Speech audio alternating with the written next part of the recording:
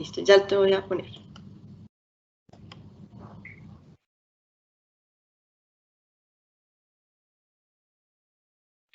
Buenas tardes, bienvenidos al seminario permanente de la Maestría en Paisajes Artificiales y el Departamento de Estética de la Facultad de Arquitectura y Diseño de la Universidad Javeriana.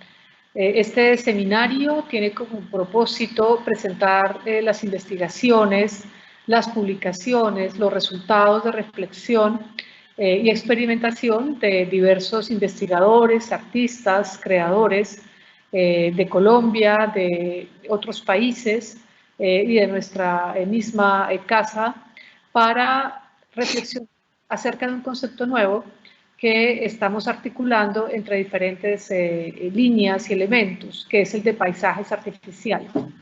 Este es el nombre que lleva nuestra maestría, una maestría que iniciará en enero del próximo año y que tiene que ver con la idea de cómo entender estos paisajes construidos con ciencia, tecnología, específicamente con inteligencia artificial, vida artificial, física cuántica, biología evolutiva y otros campos de conocimiento ligados también a las tecnologías, a las info, nano, cogno, biotecnologías, y que de alguna manera están proponiendo otras formas de habitabilidad y otras formas de creatividad y consecuentemente también de cómo responder a problemas muy, muy importantes como es el cambio climático, como es todo este asunto tan difícil que estamos viviendo en este momento en cuanto a los problemas ambientales. En la ocasión de hoy tenemos el gusto de contar con la participación como conferencista del profesor Ricardo Alfarra, quien nos trae una conferencia titulada Ecopolítica, Paisajes, Naturaleza y Cultura.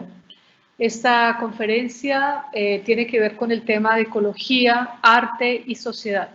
Justamente con esto que estaba explicando acerca del cambio climático, acerca de qué podemos hacer, cómo podemos sensibilizarnos y entrar en un tipo de relación muy profunda, ecofilosófica, con este tema de las otras especies.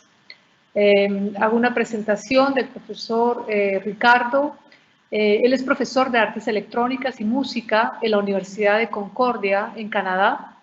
Es director y fundador del Centro de Experimentación e Investigación en Artes Electrónicas, CEIARTE, de la Universidad Nacional 3 de Febrero, UNTREF, en Argentina. Es director de la serie de simposios internacionales Balance on Balance, sobre arte, ciencia y crisis ambiental.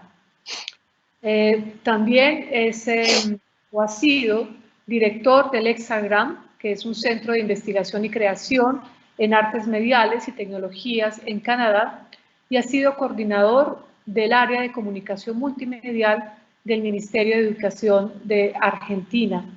Él es miembro del consejo editorial de la revista Leonardo, de MIT Press, y de otras revistas, entre ellas también Art Notes, y es miembro del consejo directivo de ISEA, el International Symposium on Electronic Arts, y su formación, él es doctor en estudios y prácticas de las artes, es compositor y artista.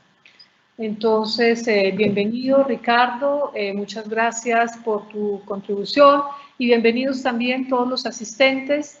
Les pedimos por favor que durante la charla vayan colocando sus preguntas en el chat y con mucho gusto al final de la charla se harán al conferencista. Adelante Ricardo. Muchas gracias Iliana, muchas gracias por la invitación, vos, a Raúl.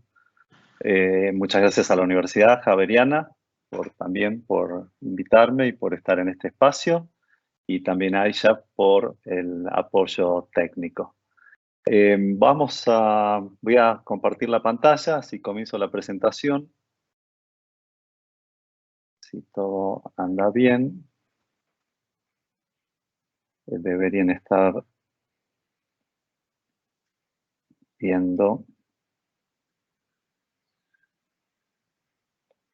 Perfecto. Espero que ahí estén viendo entonces mi PowerPoint. Sí. Perfecto, muchas gracias. cualquier cosa me avisan si hay algún inconveniente.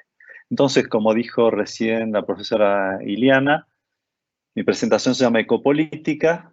Voy a hablar sobre paisajes artificiales y naturales. Y vamos a hablar de naturaleza y de cultura. Vamos a tardar tal vez un poco en algún sentido en llegar a los paisajes artificiales, pero ahí van a estar de distinto modo. Las presentaciones voy a tener muchos textos que van a estar, algunos van a estar en español, otros van a estar en inglés, pero en muchos casos decidí dejar los textos originales. Y me gustaría comenzar con estas frases de Stockfeld que escribió sobre el sonido como una necesidad existencial, ¿no? Porque empieza diciendo que en muchísimas investigaciones que han sido realizadas a lo largo del tiempo sobre el tema del sonido, generalmente se vinculaban con cuestiones de los sonidos que molestan, básicamente lo que identificamos a veces como ruido. Sin embargo, Stockfeld habla de que toma como premisa fundamental los sonidos como una orientación necesaria dentro de lo que es el entorno inmediato, cercano a nosotros, y cómo nos afecta, ¿no? Como una cuestión, como el sonido, como un constituyente indispensable de lo que es nuestro bienestar. Y en ese sentido, el sonido organizado y con una intención que se convierte en música, forma parte entonces de nuestra situación de vida y nuestra situación cotidiana. En este otro escrito, Gabriela Guadalupe Barrios García y Carlos Emilio Ruiz Llaven nos dicen, en el paisaje sonoro y sus elementos, el oído llega a lugares donde la vista no alcanza. Con ayuda de nuestros párpados podemos dejar de ver a voluntad, pero carecemos de una especie de párpado auditivo que nos haga dejar de escuchar. Mientras nuestros ojos descansan cuando dormimos, los oídos permanecen en vigilia y nuestro cerebro selecciona y discrimina los sonidos provenientes del medio que habitamos. A todo ese entorno de sonidos que percibimos se le llama paisaje sonoro. Murray Schafer, que murió hace muy poco tiempo, una figura fundamental cuando hablamos de lo que se identifica como paisaje sonoro, dice, denomino soundscape o paisaje sonoro al entorno acústico y con este término me refiero al campo sonoro total, cualquiera que sea el lugar donde nos encontremos. Es una palabra derivada de landscape o paisaje, sin embargo, y a diferencia de aquella, no está estrictamente limitada a lugares exteriores. El entorno sonoro que me rodea mientras escribo esto, dice él, es un paisaje sonoro. Y esto también es interesante porque ya empezamos a ver una distinción, dice, sonidos que pueden provenir de la actividad humana, los llamamos antrofonías, o de elementos naturales, las geofonías, así como de animales o insectos, biofonías, que estén integrados en mayor o menor medida, todo ello genera lo que identificamos como paisaje sonoro. Y hablamos también de ecología acústica, también llamada ecoacústica o estudios del paisaje sonoro, que es una disciplina que estudia la relación mediada a través del sonido entre los seres vivos y su ambiente. Y acá vemos dos gráficos. En uno de ellos vemos esta relación entre el individuo, el sonido, el medio ambiente, y en el otro vemos toda la relación de lo que se llama acústica ecología con muchísimas perspectivas y disciplinas diferentes, ecoacústica, bioacústica, ecología de los paisajes sonoros, grabaciones de campo, psicoacústica, escucha profunda o deep listening, etcétera, etcétera. Me gustaría casi en un pasaje entre lo que podríamos comenzar a llamar como de natural a artificial, de natural a cultural también, comenzar con esta perspectiva, esta visión sobre lo que son distintos modos de producción sonora, distintos modos de producción de ambientes sonoros, y este primer ejemplo tiene que ver con una aproximación documental, o sea, aquellos que graban un entorno, en este caso que estamos tratando por lo menos por ahora en la presentación, desde lo sonoro, es what you hear is what you get, o sea, lo que escucha es lo que tiene. Esto es una visión purista esencialmente de documentar el entorno sonoro. Por eso, si tomamos esta grabación muy, muy conocida, hecha por Roger Payne, hace ya varias décadas, tenemos, por ejemplo, espero que se escuche bien, si no me dirán,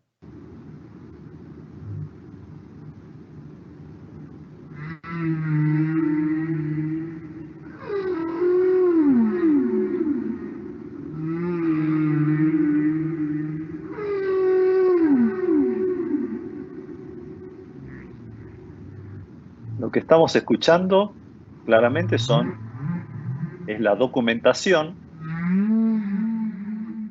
de sonidos producidos por ballenas que están siendo capturadas dentro de, este sería, como está dicho aquí, un solo de ballena de esta grabación que se editó ya hace varias décadas, como mencionaba, Songs of the Humpback Whale, por el doctor Roger Payne. Pero si pasamos, escuchemos un instante más.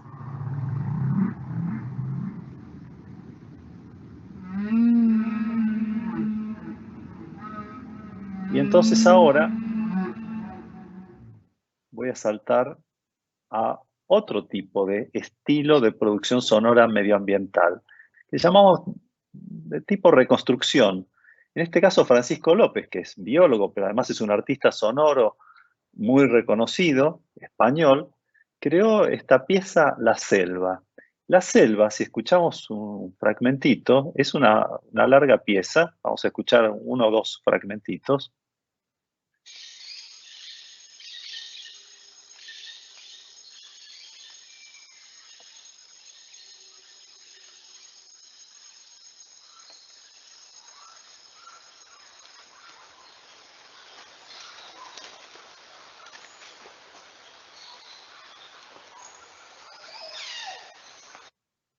Vamos a saltar un poco.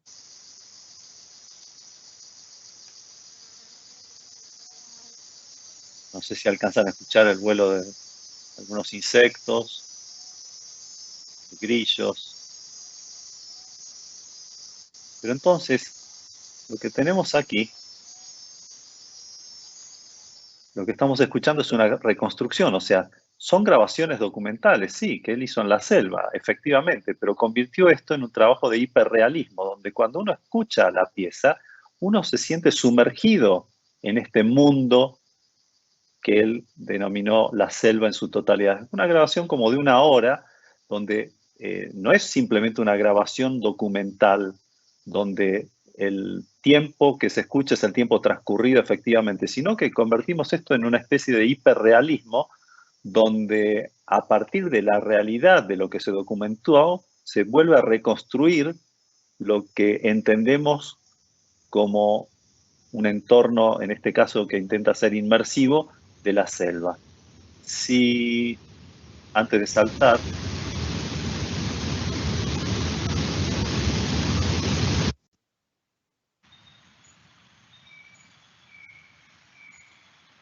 son sonidos tal vez muy suaves, vamos a saltar al próximo ejemplo.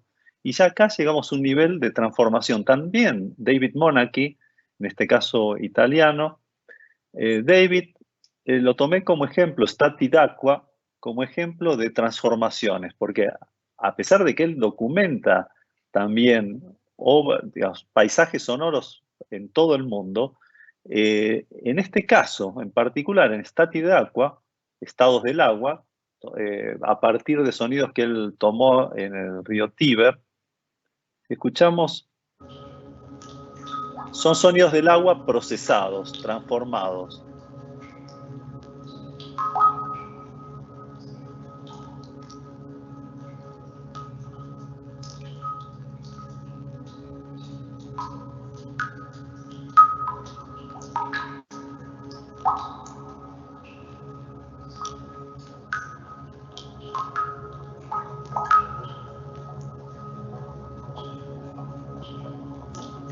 No sé si la calidad de la transmisión online lo permite capturar, pero el sonido del agua sí, es en principio natural, pero no todo suena de forma tan natural.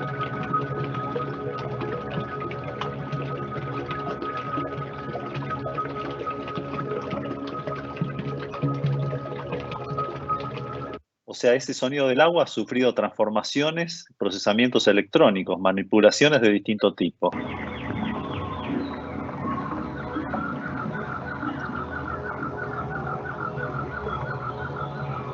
Entonces, estas diferentes transformaciones que van sucediendo desde lo documental, y ahora llegamos a estas transformaciones, manipulaciones, ediciones del sonido, el extremo, habiendo partido de lo documental, el extremo está en lo que son las composiciones musicales, donde en este caso David Rothenberg, en su pieza Valentine's Day de 1992, lo que hace es, no voy a pasar la primera parte, que sí es un poco más, suena a más documental, pero si tomo en esta sección que vamos a escuchar ahora,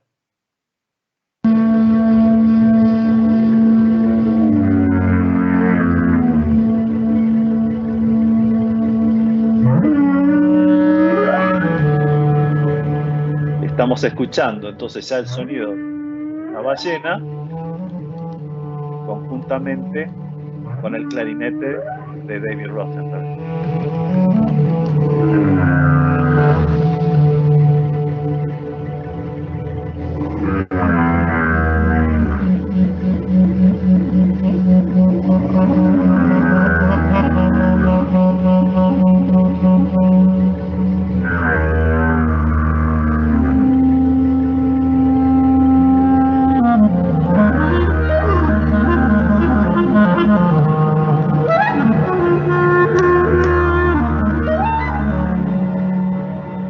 Como ven, en el gráfico que está aquí abajo a la derecha, David desde un bote, por un lado con un hidrófono capturando el sonido de las ballenas y por otro lado lo que él está tocando en el clarinete lo va difundiendo bajo el agua con un parlante subacuático. O sea que hay una relación, un vínculo entre lo que se escucha, lo que se produce, pero finalmente se crea una composición musical.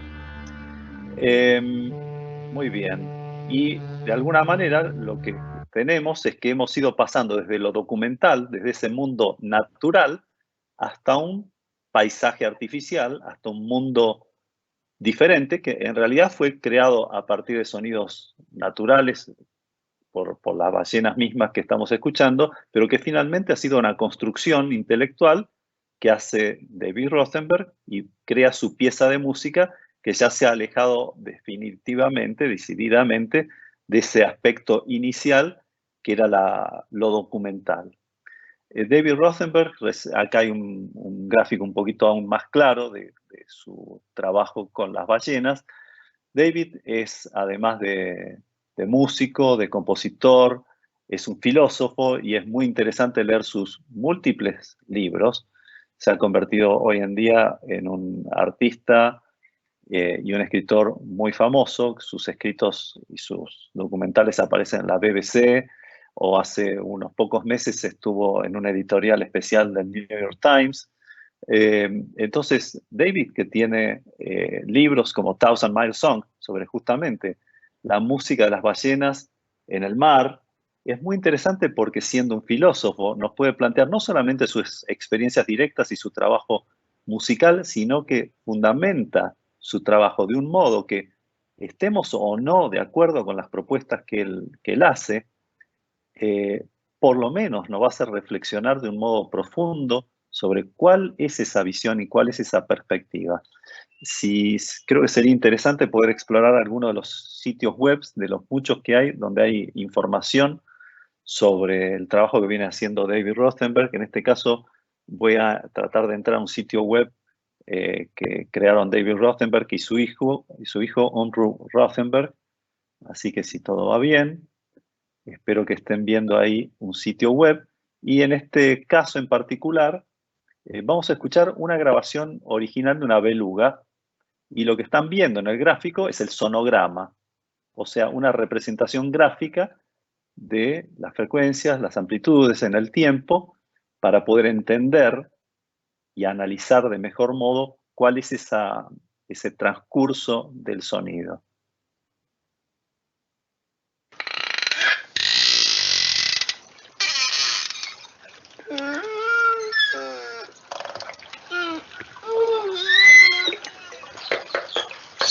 Ahora, ¿qué sucede? Si escuchamos esa grabación duplicada en el tiempo,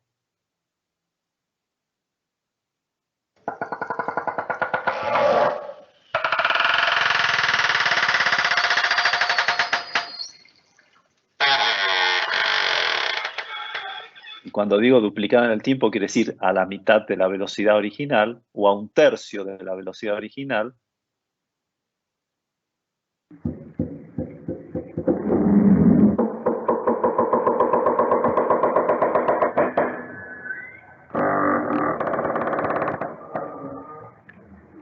Empezamos a descubrir mundos, en principio, casi desconocidos, casi inimaginables.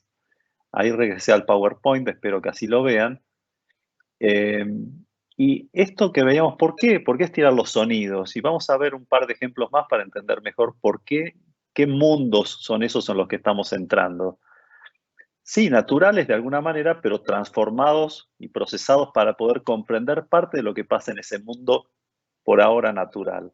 David Rothenberg también escribió un libro muy famoso del cual se hizo un documental en la BBC con, yo diría, un nivel donde él desafía y provoca a varios científicos hablando de por qué los pájaros cantan, por qué Why Birds Sing. Entonces, el gráfico de la derecha, tomado de un viejo sitio web que en este momento no está funcionando, pero nos permite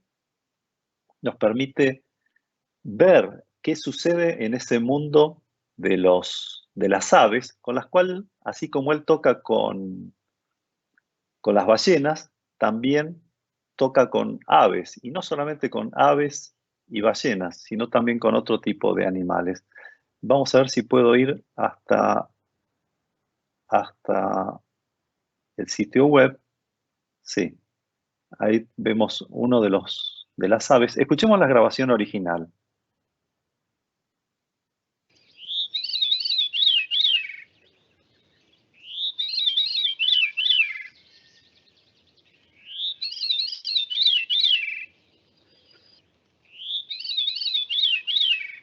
Bien. Pareciera que estoy tan lejos de los paisajes artificiales, pero tal vez no sea así. Esa fue la grabación original. Si reducimos la velocidad a la mitad, escuchemos lo que pasa con lo que hacía el ave.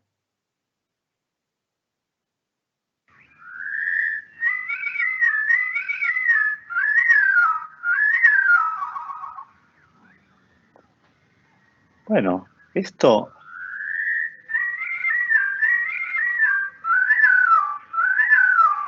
escuchamos claramente los patrones rítmico-melódicos que se van sucediendo y reduzcamos aún más la velocidad a un cuarto. Todo esto hecho por David Rothenberg y su hijo Umru, que le ayudó a preparar el sitio web.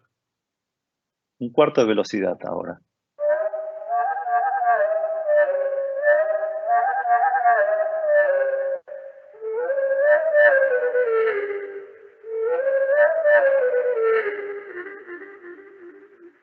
Y descubrimos que ese mundo de las aves, del cual veníamos conversando, nos encontramos que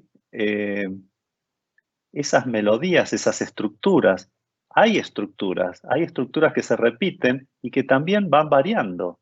En este caso, un Nightingale, escuchemos un fragmento.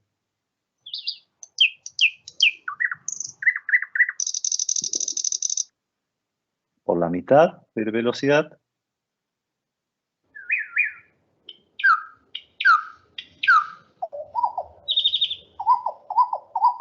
Y David Rothenberg se pregunta, como decíamos recién, ¿por qué cantan los pájaros? ¿Por qué cantan las aves?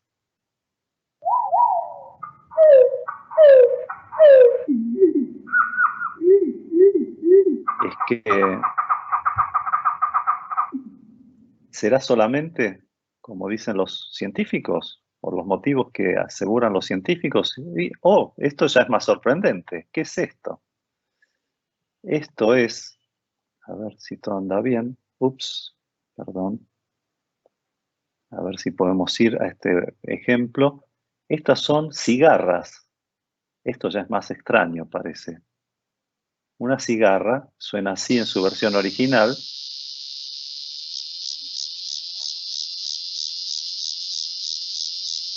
David Rothenberg también hace música con cigarras.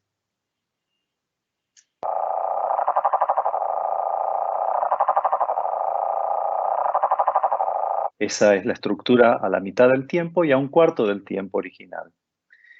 Y con esto, a ver si funciona.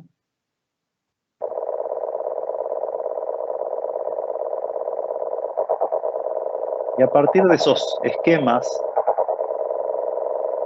a partir de estos esquemas rítmicos, él va construyendo también música.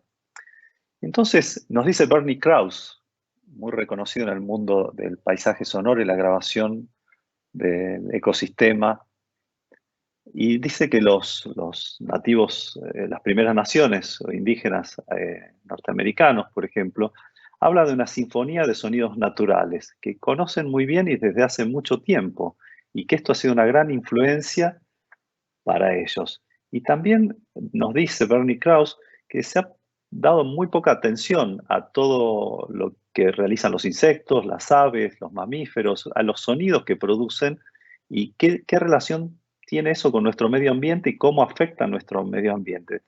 Finalmente dice, combinando la audición con un sistema gráfico, podemos entender mejor la estructura de los sonidos naturales. Se está refiriendo a esos gráficos que estábamos viendo recién en el sitio web de David Rothenberg, por ejemplo, ese tipo de sonogramas.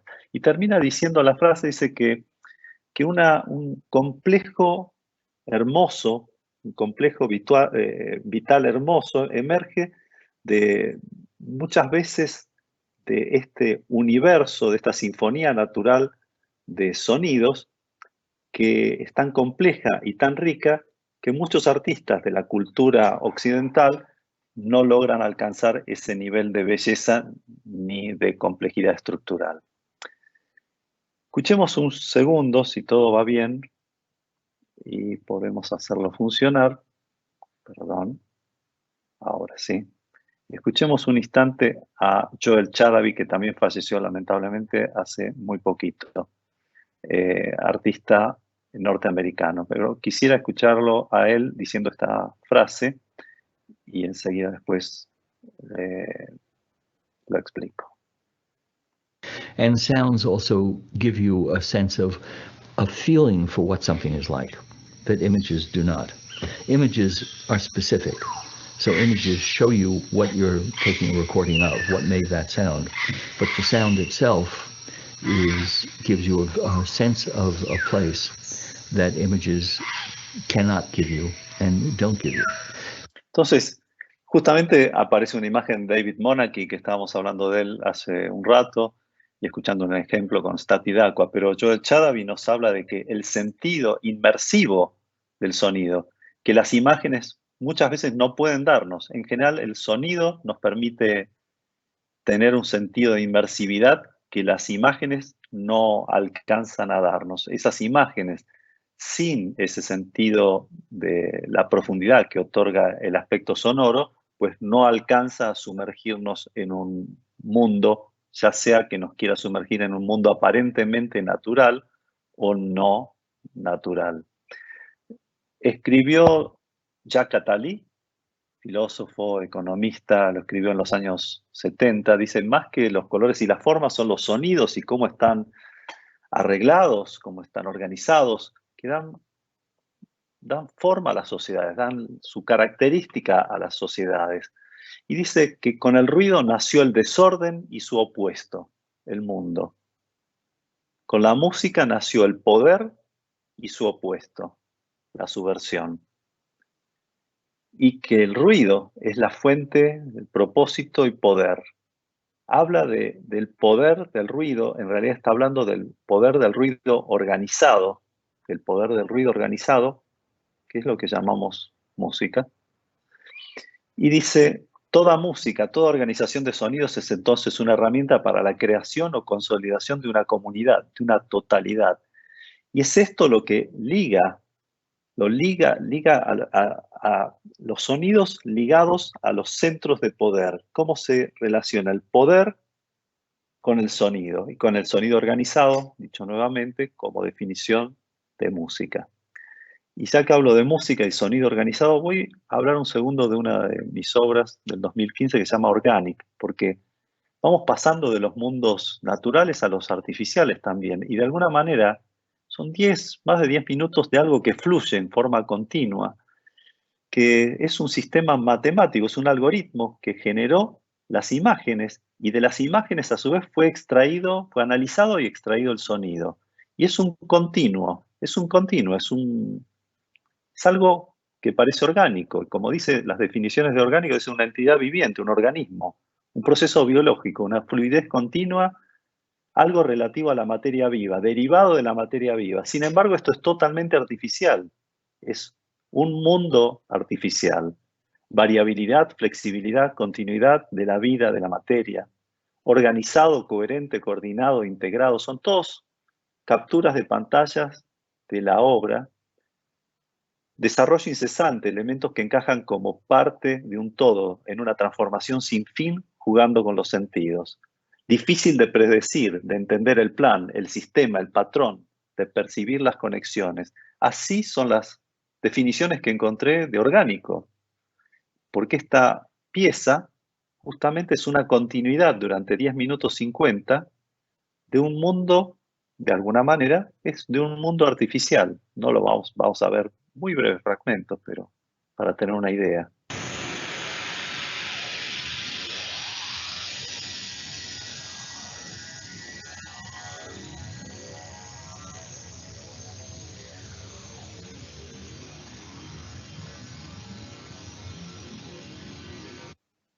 La obra tiene una fluidez, digamos, durante esos 10 minutos.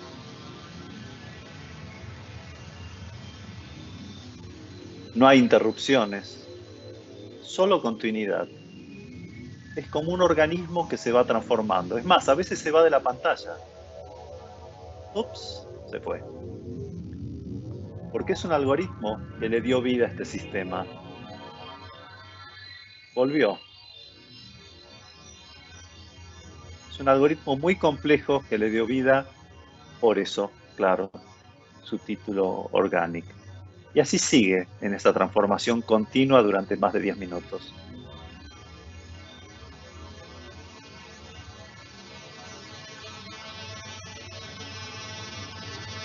Y esto surge así, surge de un sistema algorítmico bastante complejo, pero básicamente un sistema matemático que generó este mundo inmersivo, porque esta obra se ha presentado en muchos formatos, incluyendo un formato con una cúpula, un domo de 32 canales, que después vamos a ver una foto de esa cúpula en un momento, y también con un sistema semi-inmersivo de las imágenes. O sea, estamos en un mundo generado en forma artificial donde esto fluye continuamente. Es una obra de música visual, donde hay una fluidez continua tanto desde lo visual como en la inmersión desde lo sonoro.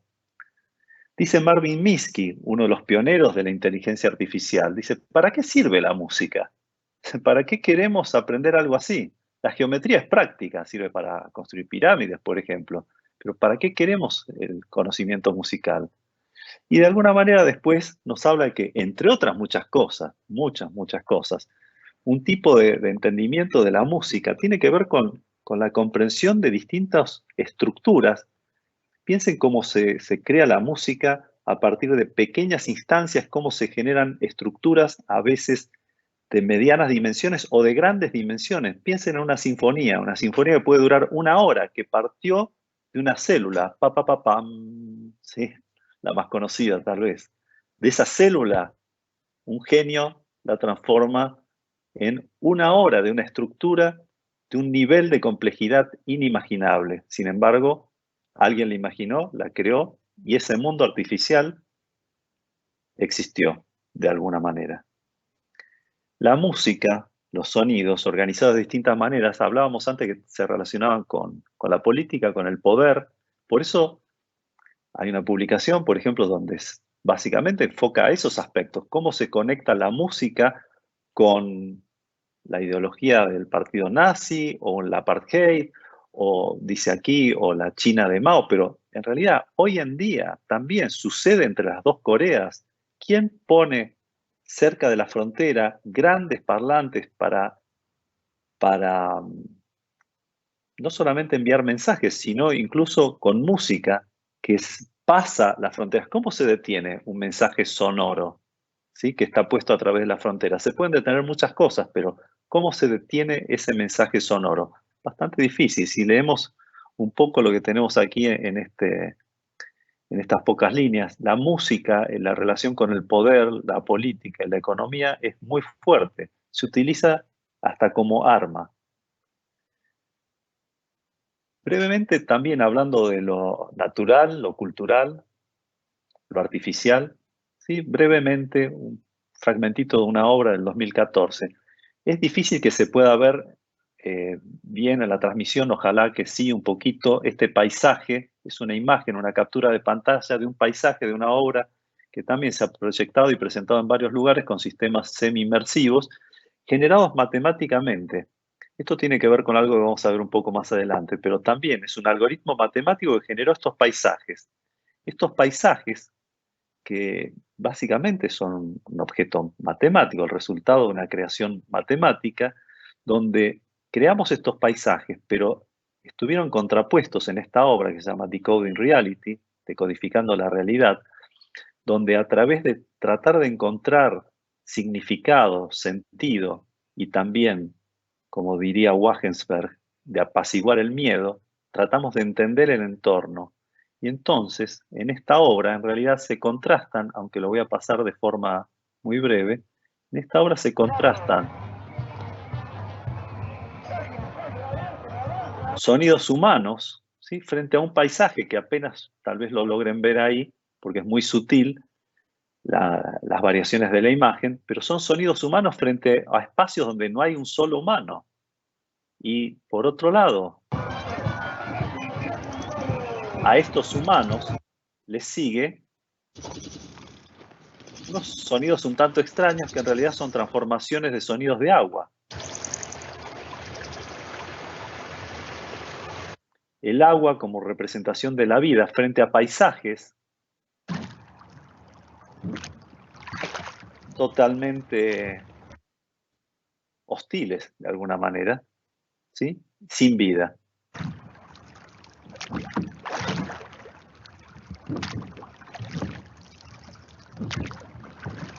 Para ir volviendo lentamente hacia los humanos, pero aunque tal vez, no sé si los alcancen a ver, pero tenemos unos paisajes totalmente sintéticos, totalmente artificiales. Esos mundos artificiales que puede generar a través de distintos tipos de algoritmos, se contrastan aquí radicalmente en ese intento por decodificar la realidad entre la vida, la soledad, el aislamiento, que representa en un contraste muy fuerte entre el agua, las personas y esos mundos artificiales que veíamos acá. Y si retomo simplemente algunas partes de esto en A Hyperhistory of New Music and Politics, Kyle Gann nos dice, por ejemplo, ¿puede la música sin texto expresar verdades políticas?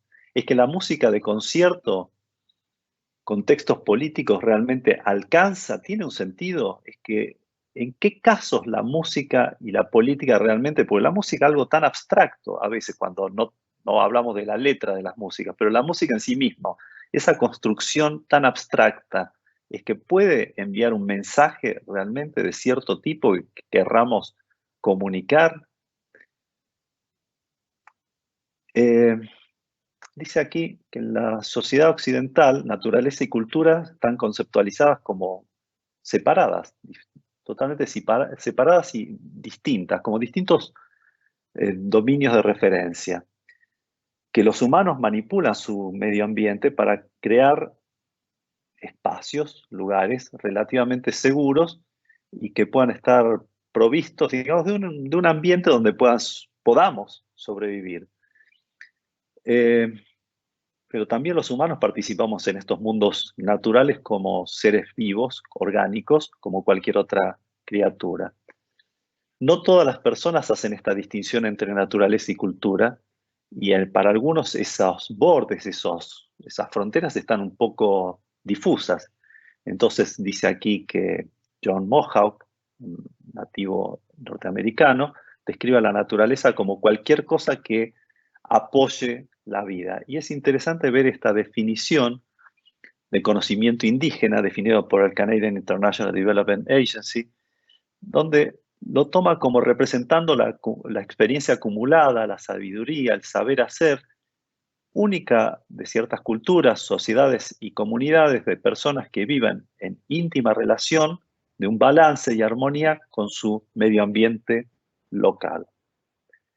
Entonces, ¿el arte como medio para el cambio o el arte por el arte mismo?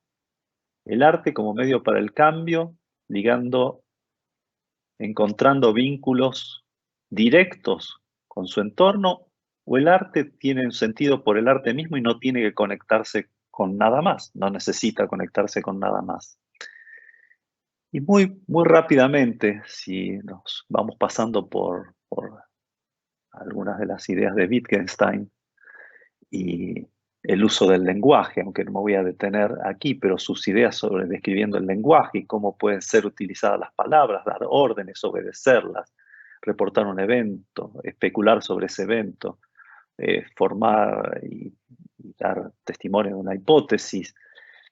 Las reglas del juego y del juego de las palabras, cuando las reglas están claras, y a veces las reglas no están del todo claras, parte de esas reglas pueden ser incomprensibles incluso. Algunas palabras que pueden ser utilizadas en más de un juego de palabras, y a veces, ¿cómo es esa familia de significados que tenemos para ciertas palabras? Palabras que están vacías de significado, que tienen algo de significado o totalmente llenas de significado, plenas de significado. Entonces, en todo este juego, leyendo sobre lo que decía Wittgenstein sobre las palabras, también lo asociaba con la música y cómo organizamos los sonidos y cómo construimos sentido a través de esa construcción intelectual artificial que es la música. Y si retomamos a Marvin Minsky, en 1981 escribe en Computer Music Journal, me impactó mucho ese escrito, Music, Mind and Meaning, música, mente y significado. Dice, esas viejas distinciones entre emoción, razón y estética son como la tierra, el aire, el fuego, una vieja alquimia. Y nos dice que ya no es suficiente esa separación entre emoción y razón. No es tan simple y necesitamos mejores elementos y mejores conceptos para hablar de lo que sucede. Y esto, tremendo impacto para mí. ¿Por qué nos gusta la música? Generalmente no nos da mucho gusto estar entendiendo ciertas reglas. Justamente lo digo, ¿no?, para gente que trabaja en el mundo de la estética. Pero dice Minsky, del MIT, nos refiere ya hace años, décadas, dice, con respecto a la música y el arte, examinarla es nuestras fuentes de placer o de fuerza. En parte nos da un cierto miedo. Tenemos miedo de entender que eso nos saque el disfrute. De alguna manera el arte pierde cierta potencia, cierto poder, cuando sus fuentes psicológicas están expuestas. Interesante, me imagino cuántas cosas estarán pensando algunos de ustedes que escuchan todo esto. Las palabras like satisfy and need, como satisfacer, necesidad, tienen muchos significados elusivos. ¿Por qué entonces parecemos entenderlos? Sin embargo, digamos, podemos entender cómo se conecta esto y en distintos contextos cómo satisfy o need tienen un sentido muy claro y entendemos perfectamente cuál es ese enfoque que se le quiere dar. Entonces nos habla Minsky sobre esa diferencia entre conocer y entender. Entender algo significa tal vez poder comprenderlo, explicarlo, entenderlo en profundidad, va mucho más allá que el simple conocimiento, como dice acá, remembering, memorizing, o sea, memorizar algo, recordarlo. Nos habla de esa comprensión profunda. Dice, if we understood something, si entendemos algo de un modo, tal vez no lo entendamos realmente, si lo entendemos de un solo modo. Esto es porque los que buscan el sentido de lo real, en general, nunca lo encuentran. Porque aquellos que buscan, los buscadores de lo real, entre comillas, de los reales significados, nunca encuentran ese real significado. Jorge Wagensberg, doctor en física, ya falleció también hace relativamente poco, de Barcelona, nos hablaba del principio de inteligibilidad como aliento inicial del científico. Y nos decía que el arte es un modo de conocer la complejidad. Entonces decía que el arte se basa como en un principio de comunicabilidad de complejidades no necesariamente inteligibles. Y entonces contrapone el principio de comunicabilidad del arte frente a un principio de objetivización de la ciencia.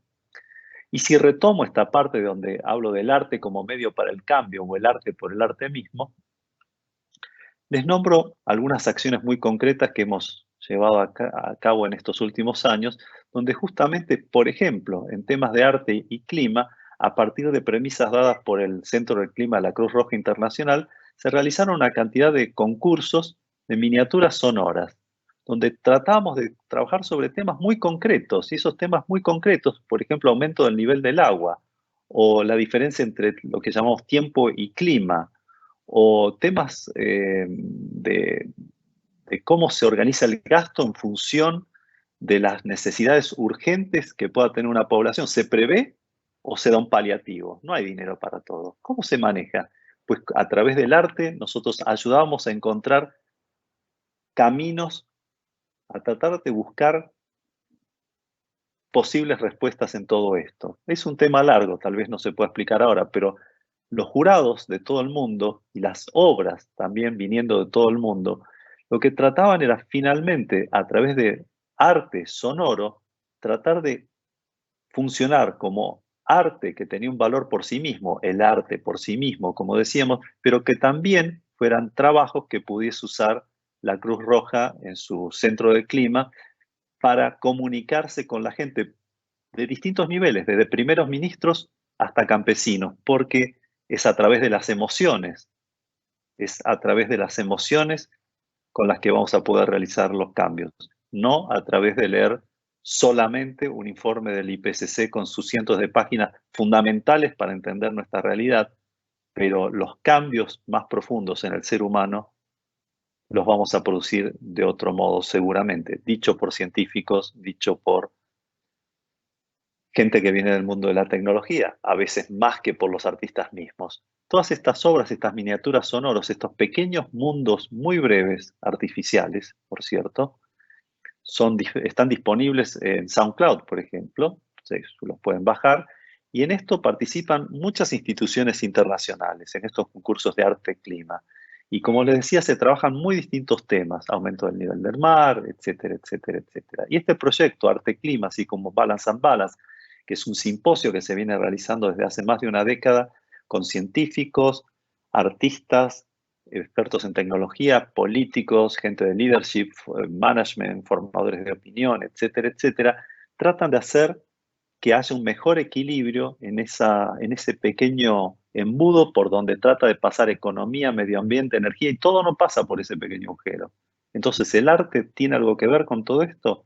Pues tal vez el arte y los artistas podamos contribuir a una mirada distinta.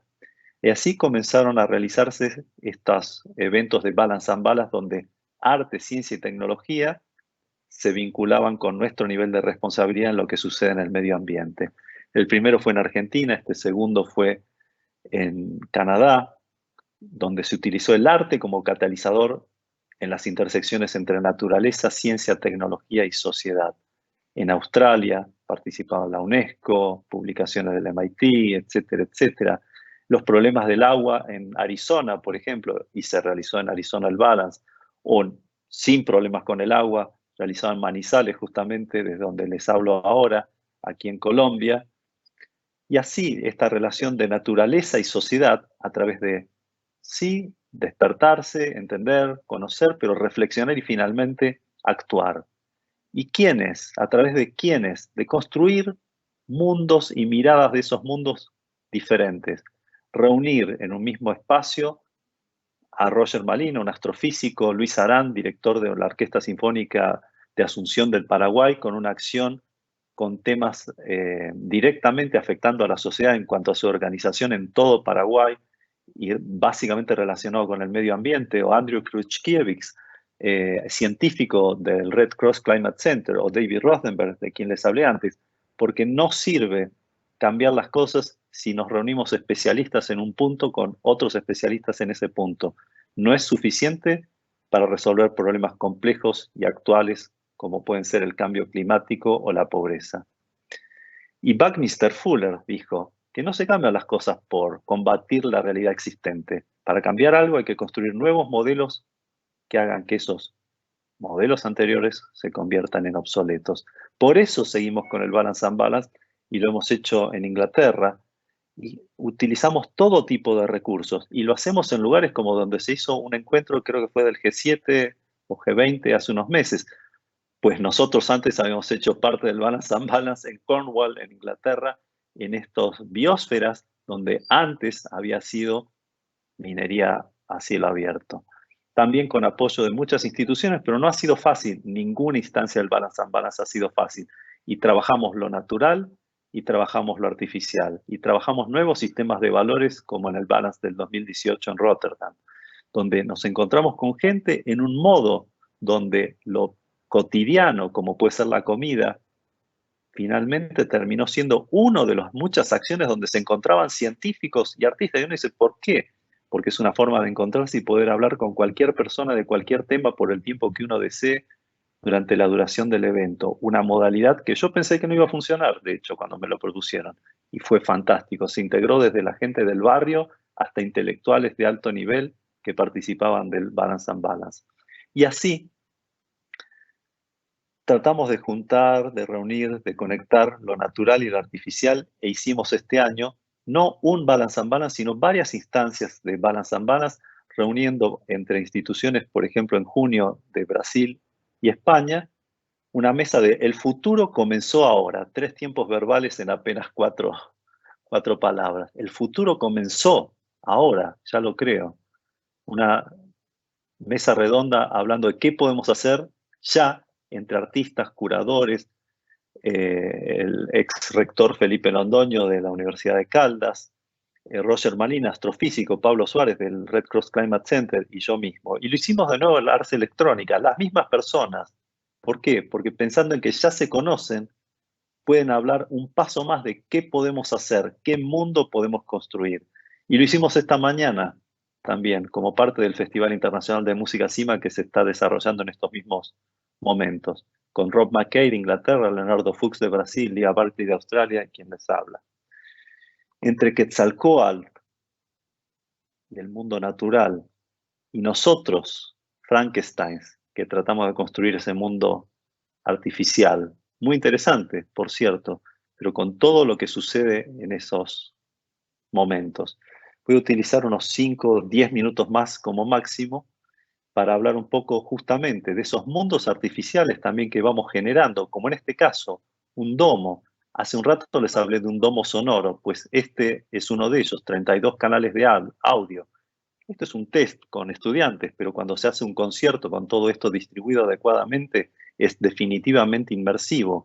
Con este tipo de sistemas donde la inmersividad a través de múltiples pantallas, como en un domo, como en un planetario, como en este caso donde somos capaces de generar sistemas de realidades mixtas, donde la gente sabe, estas fotos las tomé yo en un primer concierto que hicimos de música visual en el Planetario de Buenos Aires en 2013, a través de un ciclo que llamamos Understanding Visual Music, que ya se ha hecho en muchos lugares en el mundo también.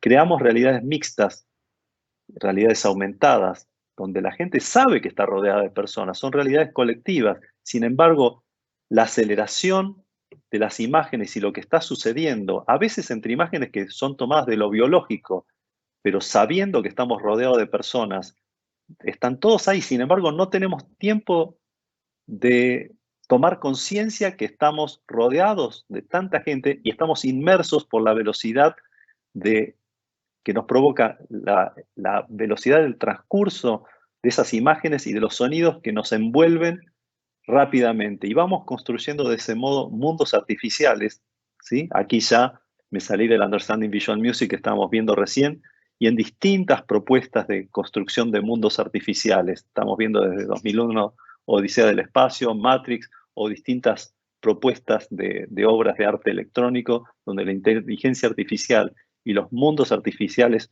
son la clave. Y estas imágenes en estos ya minutos finales son parte de mis obras que hice algunos años atrás, son paisajes artificiales, donde a veces he tomado fotos, por ejemplo, del cielo, donde la captura que he hecho y las comparo con algunos de los mundos artificiales que he ido creando, donde se las presento a algunas personas y esas visiones del mundo natural, por ejemplo, de las nubes, las personas que los han visto han pensado que eran totalmente artificiales y en algunos casos, las anteriores tal vez ya estos no tantos, estos mundos artificiales han pensado que en algunas secciones de ellos por lo menos eran mundos naturales.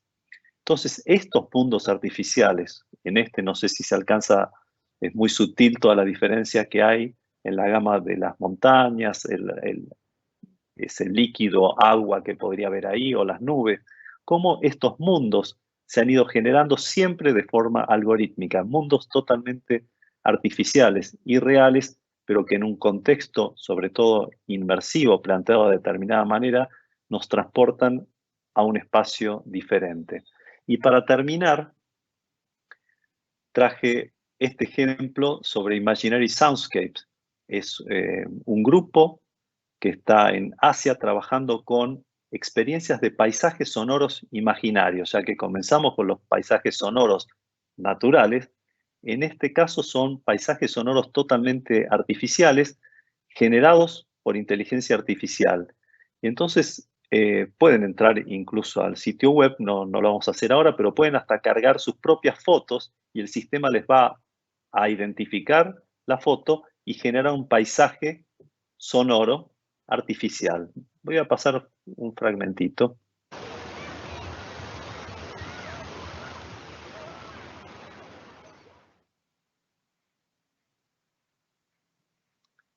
Entonces, esta instalación y este sistema web también funciona como ambos. Uno puede cargarle sonidos de Google Street, imágenes de Google Street, y el sistema le va a generar el paisaje sonoro.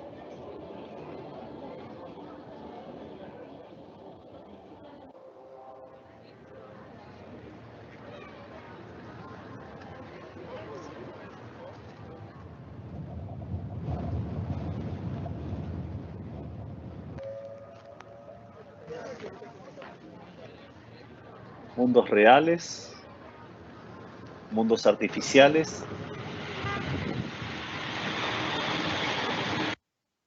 y paisajes, a veces entre estos paisajes naturales y artificiales, con límites, con bordes, con fronteras que cada vez están más difuminados, difusos, y nos cuesta mucho saber cuál es cuál.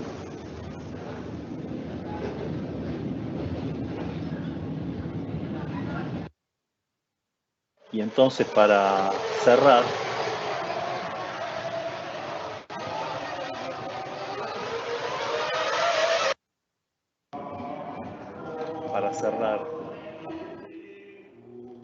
después de tantos sonidos, me gustó mucho esta frase de Wittgenstein que dice: todo aquello que puede decirse, se puede decir con claridad. Y sobre aquello que no podemos hablar, mejor es guardar silencio. Así que con esto me quedo callado un poco. Muchas gracias. Muchas gracias, Ricardo. Muy, muy interesante como siempre. Agradecemos mucho esa profundidad y ese nivel de articulación y relación con distintas ideas sobre lo sonoro que ahora vamos a estar conversando. Tenemos varias preguntas en el chat y entonces Raúl, nuestro moderador, es quien te las va a formular. Ileana, gracias. Ricardo, muchas gracias por tu intervención. Muy brillante, muy interesante todos los comentarios que nos hiciste. Varias inquietudes. Voy a comenzar por esta de Wittgenstein, que si es posible que además de los lenguajes verbales, la construcción sonora se convierta en una estrategia que fortalezca nuestra relación con la naturaleza y el mundo?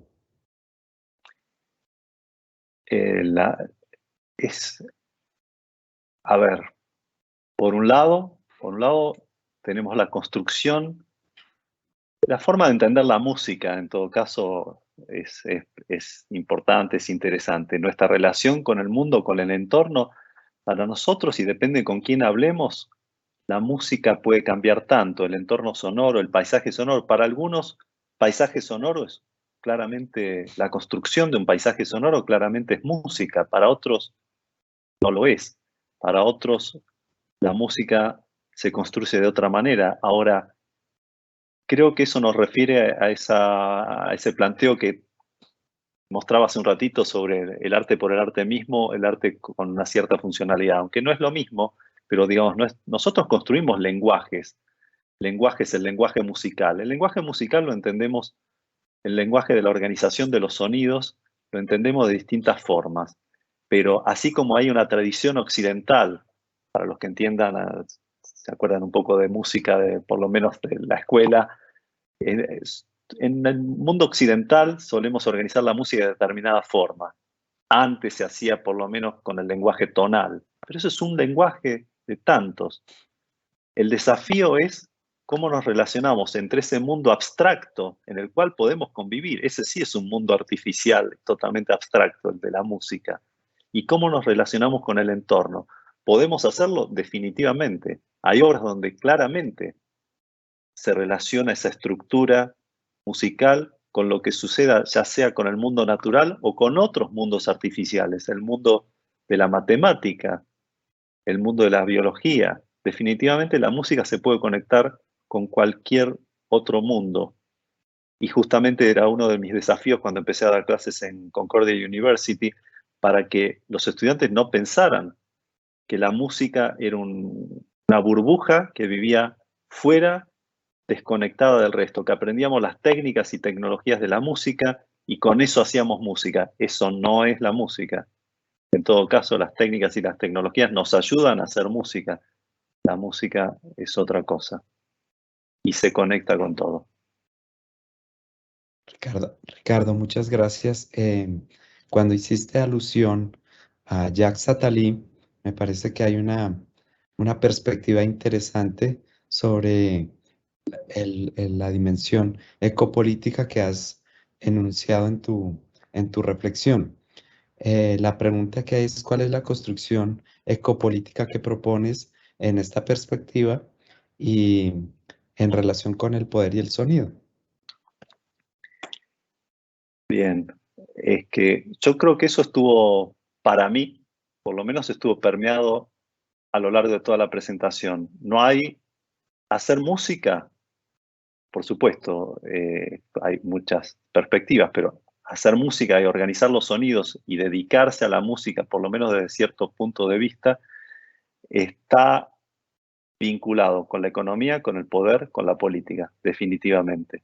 Entonces, en todo caso, yo me pregunto, tomo ciertas ideas de Attali. Me acuerdo cuando encontré ese libro en Palo Alto, saliendo de una universidad donde estaba haciendo un curso, y yo muy impactado de encontrar este libro sobre política económica de la música, donde en su primer capítulo nos hablaba sobre el poder de la música, la relación del poder y de la política con la construcción de la música, pero no solamente pensando en el pasado, sino que plantea que la música tiene que ver con el futuro, que la música es anticipadora de lo que viene en la sociedad, que la música es la anticipación de lo que va a suceder en una sociedad.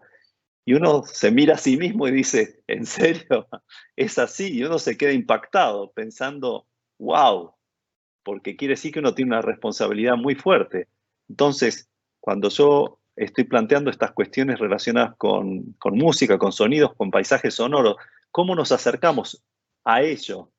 ¿Cómo construimos esos lenguajes y esos mundos? ¿Y cómo nos conectamos entre esos mundos y quienes quieran escucharlo? Me parece que tiene una dimensión claramente de política muchas veces, porque uno puede adoptar distintas posturas. Tomemos David Rothenberg. cuando está diciendo ¿por qué cantan los pájaros? Y si empezamos a ver por qué dice que cantan los pájaros, tal vez nos encontramos con algo que desafía las premisas de la ciencia. Y cuando menos, como decía antes, nos va a cuestionar en un sistema de valores. Y ya eso tiene una función social impactante. Y si quieren algo muy tangible y nada artificial, me voy a escapar de la propuesta que me trajo hasta aquí hoy, pero yo les nombré a Luis Sarán, a quien admiro profundamente. Luis, un músico, un compositor, un director de orquesta que dirige en todo el mundo, y es director de la Orquesta Sinfónica de Asunción del Paraguay, se las nombré hace un rato. Sin embargo, hace acciones sociales a través de la música que tiene consecuencias políticas en la organización social de muchas ciudades paraguayas. Y eso tiene un impacto directo. Entonces, entre una cuestión totalmente directa, como a través de los sonidos, la música, el reciclado, uno puede tener acciones directas en lo cotidiano y en nuestro entorno en forma directa, hasta las construcciones intelectuales complejas, y hasta yo me dedico particularmente sobre todo a la música electroacústica y las artes electrónicas, donde si hablamos de música electroacústica es realmente algo que nos guste o no, es bastante elitista, es bastante cerrado, y si uno no conoce un poco la historia del arte y de la música, sobre todo del siglo XX, no se entiende. Por eso creo que es muy importante traer un factor que nombraba Lee Landi, mi colega de Inglaterra, que tiene trabajos muy interesantes, donde hablaba sobre, lo dice en inglés, something to hold on factor, el factor algo de dónde agarrarse. ¿Qué significa? De dónde tomarse. O sea, si pongo una obra de música electroacústica y no tengo otras referencias, no digo que no la voy a disfrutar ni la voy a entender, pero si no tengo nada de dónde tomarme, hay muchos elementos de los cuales me voy a perder. Y en un mundo artificial, para conectarlo con el tema, y en un mundo artificial yo creo que también es así. El mundo artificial sí es totalmente abstracto. Me imagino un mundo como trato de generarlo en los planetarios. Vamos a hacer dos conciertos dentro de poco en el Planetario de Buenos Aires. Son mundos donde uno intenta generar un mundo artificial por un momento, un mundo artificial colectivo, donde uno intenta generar espacios totalmente diferentes. Y como es a veces a través de la música visual, es tan abstracto que a uno le cuesta mucho encontrar esos elementos de dónde tomarse para entender qué es esto. ¿Es música? ¿Es simplemente un flash, como una sensación? ¿Qué es lo que está sucediendo? Y cuando uno empieza a reaccionar y a pensar, ¡pif! Terminó y ese mundo no está más ahí. Justo sobre esa última reflexión que tú haces hay una inquietud y yo uniría esas inquietudes del mundo artificial para hacer como una especie de simbiosis. Es decir, que en los sistemas artificiales se van a construir como sistemas naturales. ¿Qué opinas al respecto? A ver si te entendí bien, Raúl. O sea, que esos sistemas artificiales van a ser construidos de alguna manera en forma natural. Sí, Sí. bueno, a ver, Ujú. yo mostré un fragmentito, son partes de las investigaciones y aprendizajes que uno va realizando. Cuando mostré un fragmentito de mi obra Organic, a mí me impactó mucho la fluidez. Es totalmente artificial, nada más artificial, digamos, a partir de un algoritmo matemático. Ahora, yo puedo no explicar nada de eso. ¿Para qué necesito explicarlo? Podría no decir esto es artificial. Sin embargo, yo puedo plasmar una obra como orgánico similar en un entorno inmersivo, netamente inmersivo en cuanto a imagen, y ha sido incluso hecha con 24 canales, ¿sí? No, 32 canales. Imaginan un sistema inmersivo que nos rodea, nos mete dentro de algo que no sabemos, no entendemos muy bien ni qué pasa. Pero esa pieza, es un ejemplo muy sencillo, pero esa pieza parece natural y hasta uno lo llama orgánico porque uno quiere construir esa relación entre ese mundo natural, pero en realidad está llegando desde ese mundo natural, llega a un mundo artificial y viceversa. En algún momento, esto me hizo recordar, Raúl,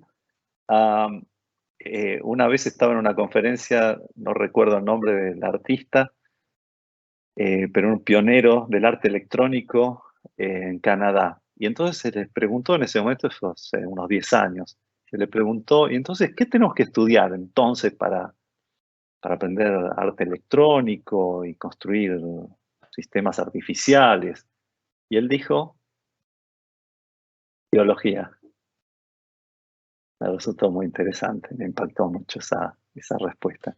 Y de hecho tengo muchos colegas que trabajan en temas de inteligencia artificial y vida artificial, por ejemplo, aplicada directamente a la música y a la construcción de mundos netamente artificiales a través de inteligencia artificial, pero finalmente, de pronto yo puedo escuchar una obra para orquesta, pero esa obra para orquesta fue generada de un espacio, de una forma inesperada, de una forma totalmente algorítmica a partir de un sistema de inteligencia artificial o de sistemas de vida artificial. Entonces empieza a haber un ida y vuelta entre lo artificial y lo natural, donde ustedes sabrán mejor que yo para dónde podremos ir, pero creo que es un mundo sumamente complejo donde esos bordes y esas fronteras van a ir siendo cada vez más difusos entre lo natural y lo artificial, definitivamente. Así es, yo creo que dentro de las alusiones que tú hiciste, hay una cuestión bastante importante acerca de cómo los paisajes sonoros son capaces de sintetizar asuntos económicos, políticos y científicos y relacionarlos con estas crisis ambientales, el aumento de los mares, eh, la deforestación, etcétera. ¿Tú qué puedes argumentar respecto a esto? Sí, definitivamente, digamos, claro, tenemos obras musicales, por ejemplo, que son más abstractas, donde la relación entre lo que escuchamos y el origen digamos, de dónde el compositor ha comenzado a crear ese mundo sonoro, de pronto por el aumento del nivel del mar, etcétera, a veces es un poco más abstracto y necesita el compositor explicarlo para que uno pueda captar esa relación. Sin embargo, uno podría ir en esta relación entre lo natural y lo cultural, también podríamos ir desde, así como lo hice al principio con el paisaje sonoro, podríamos hacerlo desde lo que llamamos sonificación de datos, hasta lo que sería una obra sonoro-musical, de arte sonoro o musical netamente. ¿Qué significa? Desde el mundo de la sonificación, así como existe la visualización de datos, ¿sí? Vemos gráficos que nos muestran en un instante, nos aclaran o nos confunden, pero en general nos aclaran, esa es la intención, nos aclaran una cierta perspectiva de cómo entender una cierta cantidad de datos, convertirlos en información y a través de esta visualización tener una perspectiva más clara, rápida y directa que, como decía antes, tener que leer 400 páginas de un informe, que obviamente es otro nivel de profundidad, pero que nos dan una primera aproximación. La zonificación de datos también transforma no en imágenes, sino en sonidos, lo que sea, cualquier tipo de variables. Puede ser variables económicas, variables medioambientales, de lo que sea. Quiere decir que a través de variaciones sonoras, ya sean de frecuencias, de amplitudes, las características tímbricas, etcétera, podemos entender, escuchando ciertos sonidos, captar cierto tipo de información. Pero ahí está ligado a algo muy directo y muy concreto. Desde ese campo podemos ir pasando hacia sistemas mucho más abstractos, donde podemos llegar al mundo de la composición, sería lo más abstracto, la composición musical, o tal vez el paisaje sonoro, y el paisaje sonoro lo vamos a encontrar cada vez más. Esta mañana estábamos hablando con Rob McKay de Inglaterra, Leah Barclay de Australia, Leo Fuchs de Brasil, y justamente en el COP26, que va a ser dentro de muy poquito, va a haber algunos artistas que están planteando justamente algunos trabajos sonoros de arte sonoro que son un modo de ligarnos con la problemática ambiental, porque como les dije antes, un poco el disparador de comenzar a hacer este simposio Balance and Balance fue cuando, a partir de mis vidas extremas entre Canadá y Argentina, uno veía cómo se trataban los temas medioambientales de forma tan diferente, y en un momento, hablando con expertos de temas tanto científicos como del mundo de las nuevas tecnologías, que conocían de las problemáticas medioambientales, al preguntar qué podemos hacer los artistas. ¿Tenemos un rol en todo eso? Y esto fue hace más de 10 años. Y la respuesta yo pensé que iba a ser totalmente negativa, y sin embargo son ustedes los que van a hacer el cambio. Son los artistas los que van a producir el cambio en ese vínculo con la sociedad y con los movimientos finalmente políticos, etcétera, porque son los artistas los que van a llegar a las emociones de las personas que van a finalmente generar esos cambios. Quiere decir que nuestro accionar tiene un nivel de responsabilidad profundo. No es que podemos decir y hacer cualquier cosa y tenemos que pensar muy bien qué es lo que estamos haciendo con cada una de nuestras acciones, porque definitivamente hay infinidad de ejemplos, tanto en la música que podemos llamar más de tipo académica, en el paisaje sonoro, como en la música popular. En una charla que di esta semana usaba ejemplos de Johnny Mitchell y de otros artistas de muchos países del mundo que desde hace décadas y décadas, David Byrne, y también artistas de toda América Latina que vienen hablando de estos temas y vienen planteando este tipo de problemáticas mucho antes de que se popularice, como ahora ya somos muchos más los que hablamos de la relación, de la problemática medioambiental y de la relación del arte y la función que puede cumplir el arte en todo esto que estamos hablando. Así es. Ricardo, muchas gracias. Creo que tus consideraciones han sido muy interesantes y nos van a aportar toda una luz a este proceso donde se va a reunir la vida y la tecnología como elementos fundamentales para entender este esquema de los paisajes artificiales y sonoros. Te agradecemos mucho que hubieras estado en este espacio y nos hubieras dado esta cantidad de ideas tan brillantes. Muchas gracias.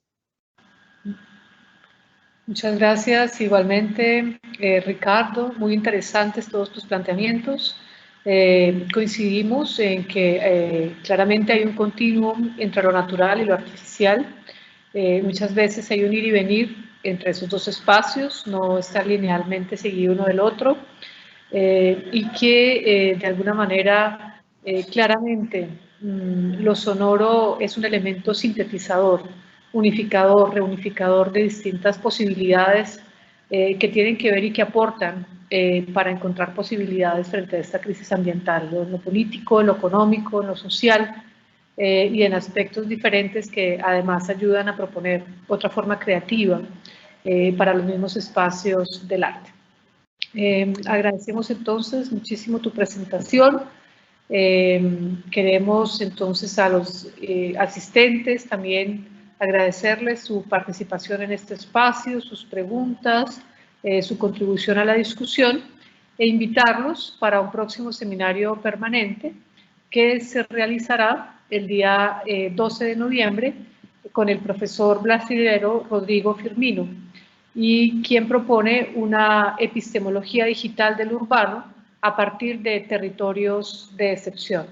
También igualmente los invitamos a inscribirse en la maestría de paisajes artificiales que se encuentra abierta en este proceso de apertura para iniciar en enero del 2022, en la cual estaremos tratando sobre estos temas en relación con arte sonoro, artes electrónicas, posibilidades de relación entre arte, ciencia y tecnología para distintos campos del conocimiento, entre ellos arquitectura, diseño, arte, ingeniería, ecología, entre otros.